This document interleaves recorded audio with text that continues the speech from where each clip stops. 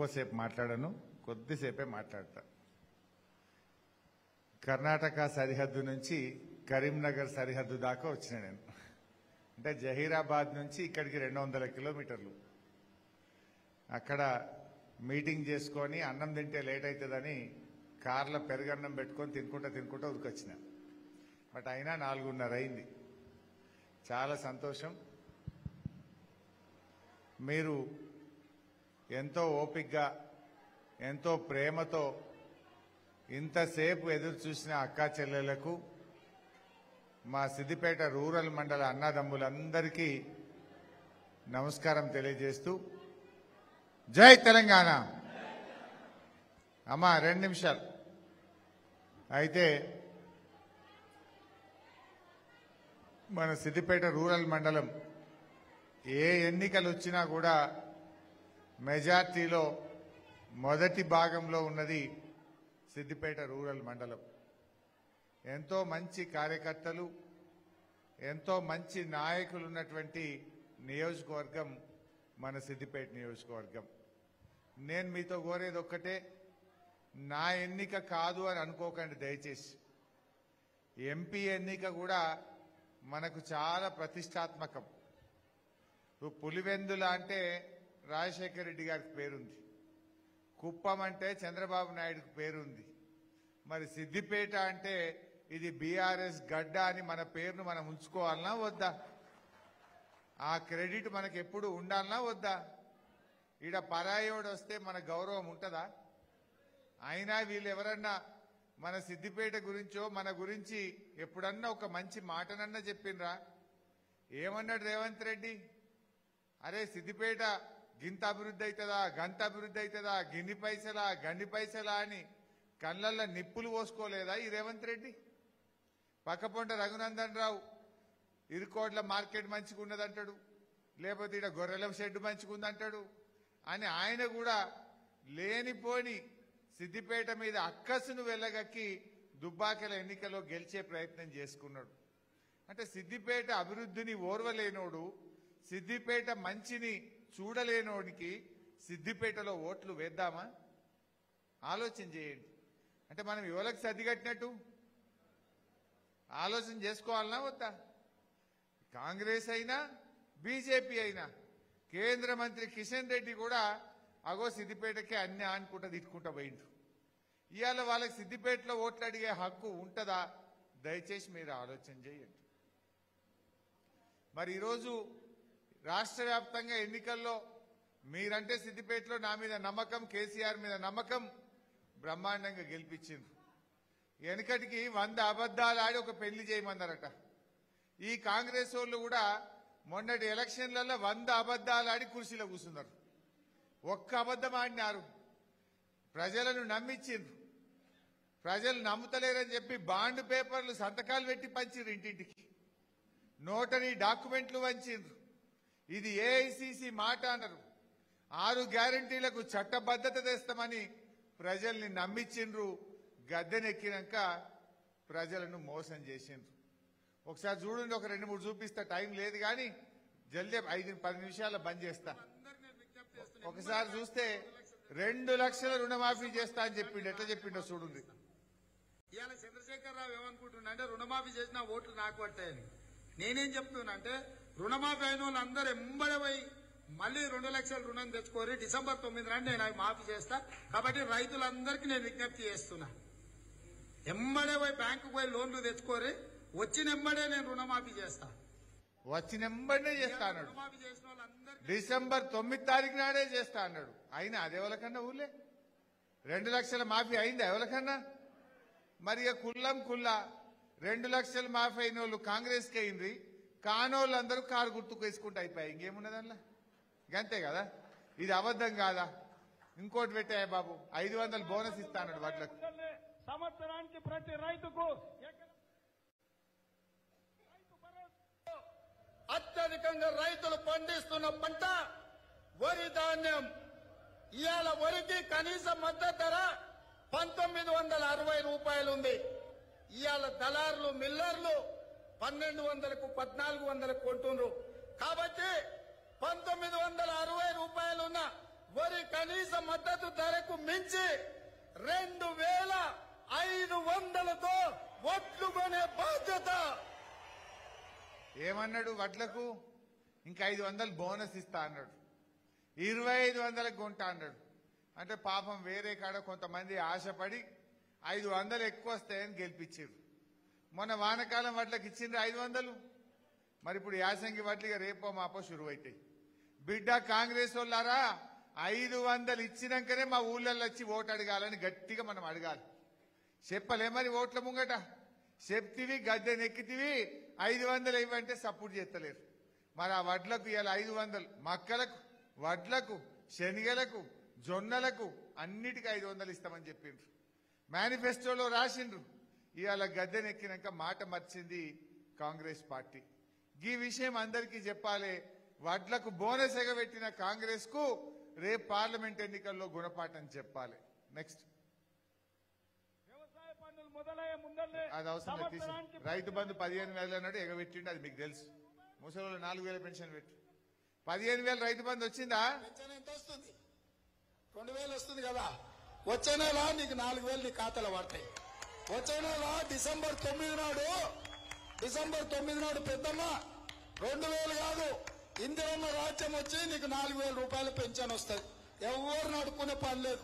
ఇంతకుముందే సీన్ చెప్పి నీ మనోడు వచ్చి నీ కాళ్ళు ఎత్తుతాడు. పెట్రోల్ కు 500 1000 ఇయ్యమని. ఇప్పుడు రేవంత్ రెడ్డి వచ్చి కాళ్ళు వస్తాలి. ఇక మనవాడు వస్తలేడు, రేవంత్ రెడ్డి వచ్చి వస్తాలి కదా. ఏం చెప్పి మన కేసీఆర్ ఉండగా 200 పెన్షన్ 2,000 చేస్తా అన్నాడు. బరాబర్ 2,000 చేసి చూపించిండు. బీడీ కార్మికులకు, వృద్ధులకు, వితంతువులకు, నేత కార్మికులకు, గీత కార్మికులకు 2,000 ఇస్తా అంటే బరాబర్ మన కేసీఆర్ ఇచ్చాడు. వీళ్ళు అనుకున్నారు ఈ పింఛన్ వాళ్ళంతా కేసీఆర్కి ఎత్తుండ్రు, నేను 4,000 అంట ఏమన్నా కానీ నాకు ఓట్లు పడ్డాక చూసుకుందాం అనుకున్నాడు. డిసెంబర్ నెలనే 4,000 ఇస్తా అన్నాడు. డిసెంబర్ పోయి ఇప్పుడు ఏప్రిల్ నెల వచ్చింది. 4 నెలలు అంటే నెలకు 2,000 అంటే ఒక్కొక్క ఆసరా పెన్షన్ దారులకు ఈ కాంగ్రెస్ పార్టీ 8,000 రూపాయలు బాకీ పడ్డది. బిడ్డ కాంగ్రెస్ నాయకులారా, గా 8,000 ఇచ్చినాకనే రేపు పార్లమెంట్ ఎన్నికల్లో ఓటు అడగాలి, మా ఊళ్ళకు రావాలని చెప్పి మీరు గట్టిగా ఎక్కడికక్కడ నిలదీయాలి. ఇంకా బాధ కలిగేది ఏంటంటే జనవరి నెలలో ఆ ఇచ్చే 2,000 కూడా ఎగ్గొట్టిరు మధ్యలో ఒక్క నెల. యాదుకుందా? ముసలోళ్ళకి బాగా తెలుస్తుంది, బీడీలోళ్ళకు. మధ్యలో ఒక 2,000 ఎగరే కొట్టిరు. ఆయన ఏమంటారు చూడండి, అన్న వస్త్రానికి పోతే ఉన్న వస్త్రం పోయిందట. 4,000 వస్తే ఆశపట్టి ఇంత 2,000 కూడా పోయినాయి జనవరిలో. మరి ఇంకా కాంగ్రెస్ పార్టీకి ఎవరైనా ఓటేస్తామా?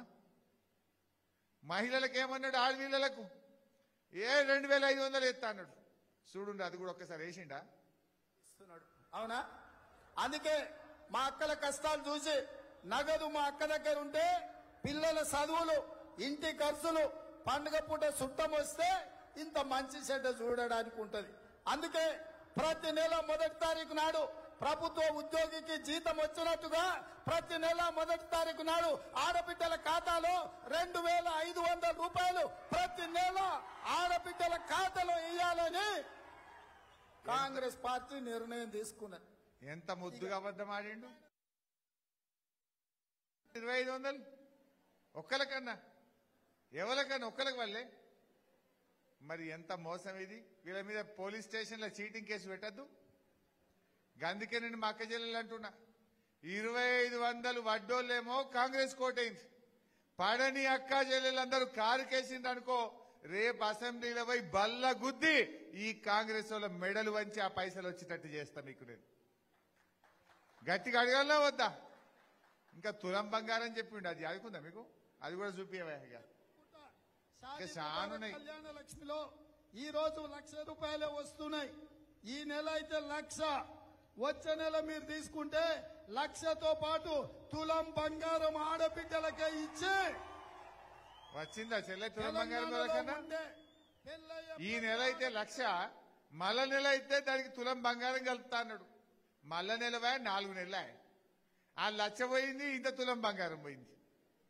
కేసీఆర్ ఉండగా ఓట్ల కోసం చెప్పలే ఆయన, ప్రతి పేదింటి ఆడపిల్లకు 1,00,000 రూపాయలు ఇస్తా అంటే ఇచ్చిండు. 1,00,000నే కాదు, బిడ్డ కడుపులో పడితే న్యూట్రిషన్ కిట్ ఇచ్చిండు. బిడ్డ కాన్పుకు పోతే ఆటో కిరాయి లేకుండా బండిలో ఎక్కించుకపోయిండు, కాన్పు చేసిండు. కేసీఆర్ కిట్ ఇచ్చిండు, తల్లిని పిల్లని తెచ్చి ఆటో కిరాయి లేకుండా ఇంటికాడ దించిపోయిండు. కాంగ్రెస్ వాడు వచ్చిండు, తులం బంగారం పోయింది, 1,00,000 రూపాయలు పోయింది. ఆ దవాఖానలో పోతే కేసీఆర్ కిట్ కూడా బంద్ అయింది. అది కూడా బంద్ చేసింది ఆయన కేసీఆర్ కిట్. ఇది మోసం కాదా? ఇది ఇక అట్లా చూపిస్తే ఇంకా చాలా ఉన్నాయి. మీకు లేట్ అయింది, ఇక నేను తిప్పలు పెట్టా. అంటే వెనకటికి ఎవడో 100 అబద్దాలు ఆడి పెళ్లి చేయమంటే ఈ కాంగ్రెస్ వాళ్ళు 100 అబద్దాలు ఆడి కుర్చీలో కూర్చో అన్నట్టు చేశారు. వీళ్ళకి మన బుద్ధి చెప్పొద్దా? రేపు నేను అసెంబ్లీలో పోయి దీనికోసం గట్టి కొట్లాడాలన్నా వద్దా? మొన్న మంచిగా మాట్లాడింది అసెంబ్లీలో, గట్టిగానే కొట్లాడినా లేదా? రేపు మరి కొట్లాడాలంటే ఈ ఎలక్షన్లల్లా కారు గుర్తు కోటేసి వెంకట్రామరెడ్డి గారిని గెలిపిస్తే నేను రేపు అసెంబ్లీలో గట్టిగా మాట్లాడగలుగుతా. లేకపోతే రేవంత్ రెడ్డి ఏమంటాడు, నేను లేచి మాట్లాడవైనా అనుకో, ఏం మాట్లాడతావా హరీష్ రావు, నేను ఆడోళ్లకు 2,500 ఇస్తాను మోసం చేసిన, ముసలోళ్లకు 4,000 ఇస్తాను ఎగబెట్టిన, రైతులకు 15,000 రైతు బంధు ఇస్తాను ఎగబెట్టిన, బోనస్ ఇస్తాను 500 ఇస్తాను మోసం చేసిన, ఆడపిల్లలకు స్కూటీలు కొనిస్తా అన్న, పెళ్లికి తులం బంగారం ఇస్తా అన్న, అన్ని ఎగబెట్టినా నాకే ఓటేసి నువ్వేం మాట్లాడతావా కూర్చో అంటాడు నన్ను. నేను సపోజ్ మీరు ఆయన ఓడగొట్టిండు అనుకో, బిడ్డ రేవంత్ రెడ్డి నువ్వు తులం బంగారం ఎగబెట్టినావు, 25,000 అక్కచెల్లెలకు ఎగబెట్టావు, 4,000 పింఛన్ ఎగబెట్టావు, వడ్లకు బోనస్ ఇయ్యలే, అందుకే నీకు సురుకు పెట్టిండ్రు, కర్రు గాల్చి వాత పెట్టి పార్లమెంట్ ఎన్నికల్లో నిన్ను ఓడగొట్టిండ్రు. ఇప్పటికన్నా కళ్ళు తెరు, ఇచ్చిన మాట మీద నిలబడి తొందరగా ఇయ్యమని చెప్పి నేను గట్టిగా అసెంబ్లీలో కొట్లాడగలుగుతా. కాంగ్రెస్ వల్ల మెడల్ వంచగలుగుతా. గా బలం నాకు ఇయ్యమని అడుగుతా ఉన్నా, గా శక్తి నాకు ఇయ్యమని అడుగుతా ఉన్నా. ఎప్పటికైనా మీ మీద కేసీఆర్ కో నాకు ప్రేమ ఉంటది, కానీ ఈ కాంగ్రెస్ వాళ్ళకు మన మీద సిద్దిపేట వాళ్ళ మీద ప్రేమ ఉంటుందా? దయచేసి ఆలోచన చేయండి. వీళ్ళను మనం ఎట్టి పరిస్థితుల్లో కూడా మనం ఓటేస్తే మన ఏళ్ళతో మన కన్ను కొడుచుకున్నట్టు అవుతుంది. ఇవన్నీ ఎగబెట్టినా దాన్ని ఒప్పుకున్నట్టు అవుతుంది. అందుకోసం మీరందరూ కూడా ఈ ఎన్నికల్లో వెంకట్రామరెడ్డి గారిని గెలిపించుకోవాలి. మనకింత ఎంపీ ఉంటే ఆసర ఉంటుంది, ఏడాదికి 5 కోట్ల రూపాయల ఫండ్ ఉంటుంది. మంచిగా మన సిద్దిపేట ఈ జిల్లా మీద ఆయనకు మంచి అవగాహన ఉన్నటువంటి వ్యక్తి, అన్నీ తెలిసినవాడు, అందరికీ పరిచయం ఉన్నవాడు, మన ఇంటి మనిషి లెక్క వెంకట్రామరెడ్డి ఉంటాడు కనుక దయచేసి గెలిపియండి. రఘునందన్ సంగతి మీకు తెలియదు, ఆయన వీడియో చూస్తారా ఒకసారి? దుబ్బాకల గిట్లే రఘునందన్ కూడా అబద్దాలు ఆడిండు. ఖచ్చితంగా ప్రతి రైతు కుటుంబానికి భారతీయ జనతా పార్టీ పక్షాన్ని ఇస్తామని చెప్పి తెలియజేస్తూ, ప్రతి నిరుద్యోగికి ప్రతి నెల 2,000 రూపాయలు వ్యక్తిగతంగా గెలిచిన మరుక్షణం నుంచే ఇంప్లిమెంట్ చేసేటువంటి కార్యక్రమానికి మన దగ్గర ఒక స్పష్టమైనటువంటి ప్రణాళిక ఉందని చెప్పి మీకు అందరికీ కూడా తెలియజేస్తూ, భారతీయ జనతా పార్టీని గెలిపిస్తే మీరు గెలిపించిన 6 నెలలలో కేంద్ర మంత్రిని తీసుకొని వచ్చి దుబ్బాకకి టెక్స్టైల్ పార్క్ మంజూరు చేపించామని చెప్పి ఈ సందర్భంగా తెలియజేస్తా ఉన్నాం. పైసలు మంచి గెలిచినా, తప్పు పని చేసి గెలిచినా, తలవాలు కొట్టి గెలిచినా, మర్డర్ చేసి గెలిచినా, మర్డర్ చేస్తాని భయపట్టి ఉత్తేయించుకున్నా, ఏమి చేసినా జో జీతా ఓయి సికందర్. గెలిస్తేనే మనం అందరం తెల్లగా ఉంటాం, తలకాయ ఎత్తుకుంటాం. భార్యల్ని భర్తలు, భర్తల్ని భార్యలు నమ్మకుండా చేయాలి. అట్లా విడదీసి ఓట్లు వేయించేటువంటి కార్యక్రమం మనం మొదలు పెట్టాలి. ఏమంటుండు, భార్యను భర్తను విడదీసి ఓటేసుకోవాలన్నట. భార్య ముచ్చట భర్తకి చెప్పొద్దట, భర్త ముచ్చట భార్యకి చెప్పొద్దట, ఇద్దరిని విడదీయాలన్నట, మర్డర్ చేయాలన్నట, ఏమన్నా చేయి గెలవాలి. ఓ జో జీతా ఓ సికందర్. చూసిరా, ఇక గిసంటోళ్ళని గెలిపించుకుంటే మనం బాగుపడతామా, పోగు వస్తామా? ఆయన ఇప్పుడు బీజేపీకి వెళ్ళి నిలబడ్డాడు. బీజేపీకి వెళ్ళి నిలబడి మాకు ఓటేయమంటుండు. ఎందుకు వేయాలని ఆయన? నువ్వేం చేసినావు? సిద్దిపేటను ఓర్వలేకపోతేవి, భార్య భర్తని విడదీయమనబడితివి, మర్డర్ చేయమనబడితివి, గెలిచేందుకు ఎన్ని అబద్దాలన్నీ ఆడమంటుండు. దుబ్బాకలకు అట్లే చెప్పిండు, ఇంటికి 2 ఎడ్లు ఇస్తా, ఒక బండి ఇస్తా అన్నాడు. టెక్స్టైల్ పార్క్ పెడతా అన్నాడు. నిరుద్యోగ యువతకు 2,000 ఇస్తా అన్నాడు. ఒక్కటి చేయలే. మళ్ళా 4 ఏళ్ళు ఆయనకి ఎలక్షన్ వచ్చింది. దుబ్బాకోళ్ళు ఇక మడత పెట్టి ఉతికిరు కదా అంటే 54,000 ఓట్లతో ఓడగొట్టిరు ఆయన. మళ్ళా లేవ్వకుండా కొట్టిండ్రు. నువ్వు నిజంగా మంచిగా పనిచేస్తున్నావు అయితే దుబ్బాకల్ని నిన్ను గెలిపియకపోదురా? నువ్వు మంచిగా చేయలేదు కనుకనే దుబ్బాకల 54,000 ఓట్లతో ఓడగొట్టిండ్రు. ఆయన మరి సిద్దిపేటకు వనికొస్తాడే? మన ఎంపీగా వనికొస్తాడా? దయచేసి ఆలోచన చేయండి. ఇంకా చాలా మాట్లాడాలని ఉంది కానీ మళ్ళా మాట్లాడతా. ఇవన్నీ విషయాలు మీకు మనసున పట్టినాయి అనుకుంటున్నా. దయచేసి ఎప్పటికైనా మన కారు మన కేసీఆర్.